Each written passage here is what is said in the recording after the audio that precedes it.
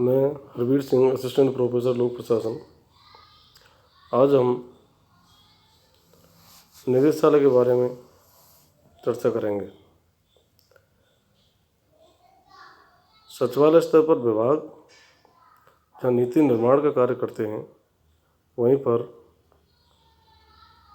विभाग स्तर पर गठित निदेशालय सचिवालय के विभागों द्वारा निर्मित नीतियों को क्रियान्वित करते हैं। जहाँ विभाग नीति निर्माणकारी एजेंसी हैं, वहीं निदेशालय कार्यकारी एजेंसी हैं। सचिवालय जहाँ स्टाफ उपकरण के रूप में काम करता है, वहीं निदेशालय सूत्र उपकरण के रूप में कार्य करते हैं। भारतीय शासन व्यवस्था 3 अंगों में विभक्त है, जिसमें कार्यपालिका की भूमिका सर्वाधिक महत्वपूर्ण है। जहाँ व्यवस्थापिका या विधायिका केवल कानून एवं नीति निर्माण का कार्य करती है, वही न्यायपालिका इन कानूनों की व्याख्या करती है, जबकि कार्यपालिका का कार्य सरकार के समस्त कानूनों एवं नीतियों को क्रियान्वित करना तथा जन कल्याण की प्रत्येक गतिविधि का संचालन करना है। कार्यपालिका के भी कई रूप तथा स्तर हैं। राष्ट्रपति तथा राज्यपाल नाममात्र कार्यपालिका कहलाते हैं, जबकि मंत्रिमंडल या मंत्रिपरिषद वास्तविक कार्यपालिका के रूप में कार्य करते हैं। प्रशासन कुशलता प्रदान करने के लिए सचिवालय एवं निदेशालय स्थापित किए गए हैं, ताकि प्रशासनिक कार्यों का निष्पादन लोक सेवकों के माध्यम से होता रहे। मंत्रियों के पास समय, कुशलता तथा पूर्ण निष्पक्षता का अभाव होता है। उन्हें सचिवों द्वारा नियम सम्मत तथा कौशलयुक्त प्रशासनिक सहायता उपलब्ध करवाई जाती है। इस प्रकार सचिवालय में मंत्री तथा सचिव मिलकर अपने विभाग की नीतियों का एवं कार्यक्रम बनाते हैं। इन कार्यक्रमों या नीतियों को व्यवहारिक स्तर पर विशेषज्ञ अधिकारियों द्वारा क्रियान्वित किया जाता है। नीति एवं कार्यक्रम क्रियान्वयन करने वाली इस संस्था को कार्यकारी विभाग या एग्जीक्यूटिव डिपार्टमेंट या निदेशालय व्यवस्था कहा जाता है। सचिवालय में कार्यरत विभागों में मंत्री, सचिव तथा अन्य मंत्रालय स्टाफ कार्य करता है। जब किसी विभाग के अधीन कार्यकारी विभाग या निदेशालय में करते हैं, जो विशेषज्ञों से युक्त होते हैं तथा इनकी शाखाएं क्षेत्रीय स्तर तक फैली हुई होती हैं। भारतीय शासन व्यवस्था किस तरह है? व्यवस्थापिका या कार्यपालिका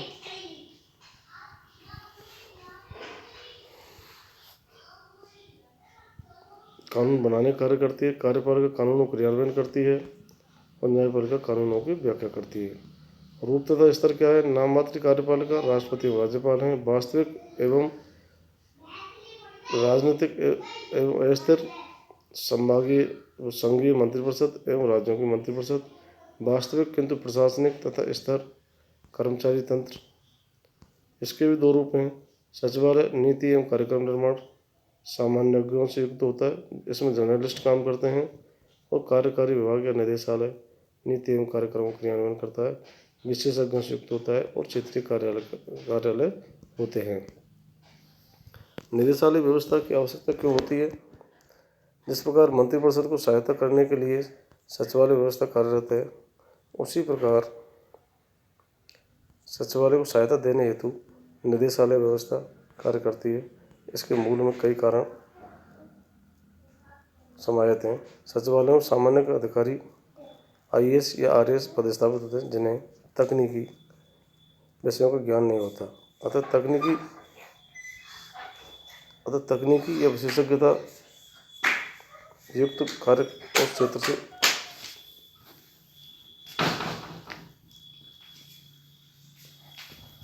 उस क्षेत्र से संबंधित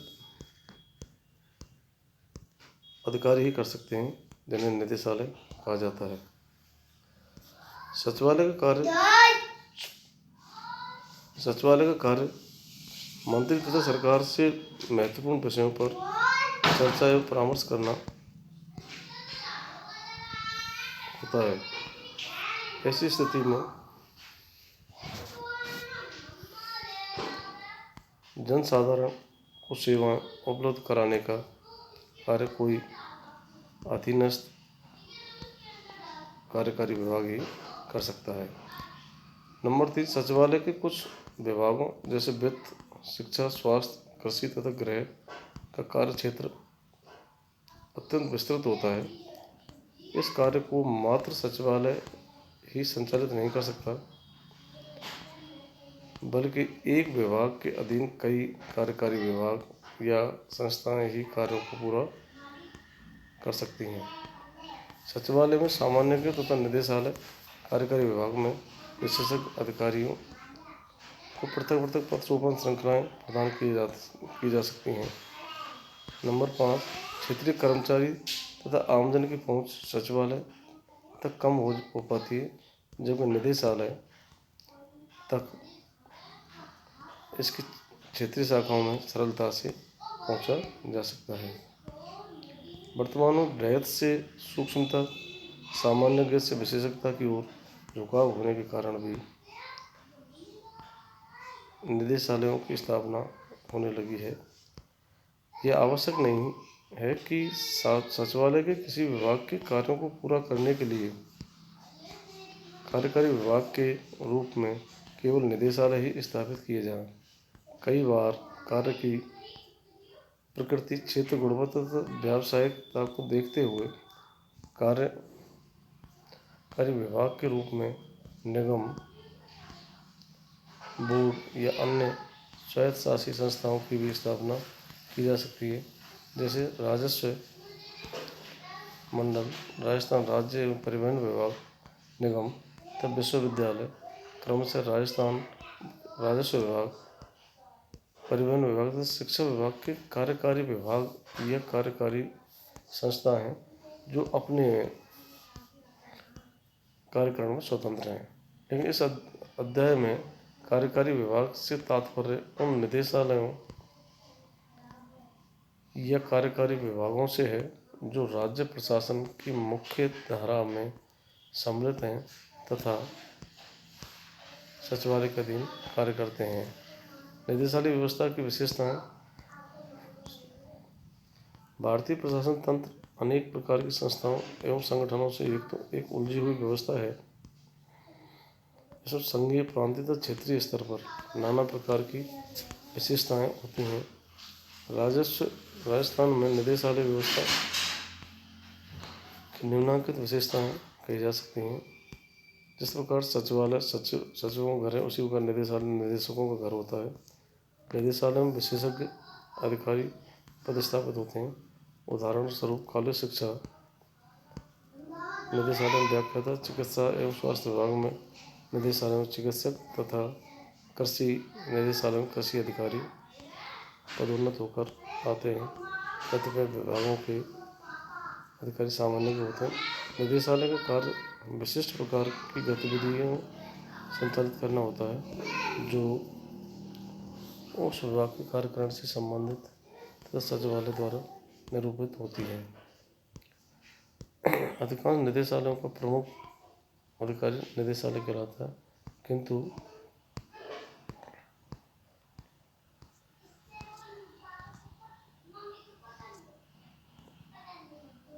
कुछ संस्थाओं के प्रभाव के कारण कुछ निदेशालयों के प्रमुख अधिकारी आयुक्त, परीक्षक,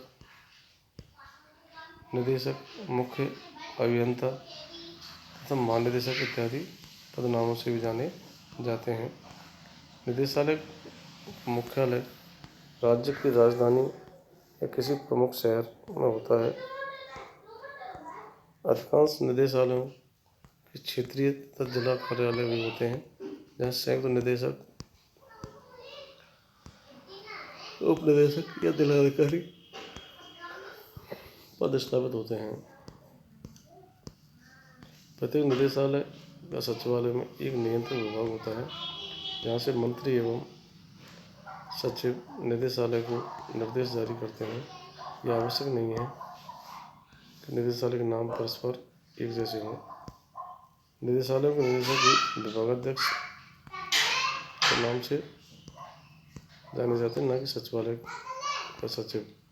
क्षेत्रीय स्तर पर कार्यरत समस्त स्टाफ या कर्मचारी निदेशालय के अधीन होता है। इस प्रकार निदेशालय अपने कार्मिकों की भर्ती, प्रशिक्षण, पदोन्नति, स्थानांतरण तथा अनुशासनात्मक कार्रवाई करने के लिए उत्तरदायी होता है। निदेशालय समस्त प्रकार के तकनीकी कार्यक्रमों को क्रियान्वित करने, सांख्यिकी एकत्र करने, नियंत्रण तथा मूल्यांकन करने एवं सचिवालय को तकनीकी परामर्श देने का कार्य करता है। राजस्थान मध्य प्रदेश की भांति पूर्व में निदेशालयों को संचालनालय कहा जाता था, लेकिन नाम परिवर्तन के पश्चात आज सभी निदेशालयों का नाम एक रूपता प्राप्त किए हुए हैं। जैसे निदेशालय चिकित्सा एवं स्वास्थ्य विभाग, अल्पसंख्यक निदेशालय, आबकारी आयुक्त, निदेशक। इन सभी उदाहरणों में कहीं निदेशालय शब्द तो कहीं विभाग शब्द प्रयुक्त हुआ है। ये सभी कार्यालय निदेशालय हैं। एक रूपता की कमी से बहुधा आम व्यक्ति असमंजस में पड़ सकता है। इसी प्रकार इन निदेशालयों में जब कभी उच्च वेतन श्रृंखला प्राप्त वरिष्ठ सामान्य अधिकारी नियुक्ति हो जाती है तो निदेशक का पदनाम आयुक्त तथा निदेशालय का नाम आयुक्तालय हो जाता है। धन्यवाद। आज इतना ही।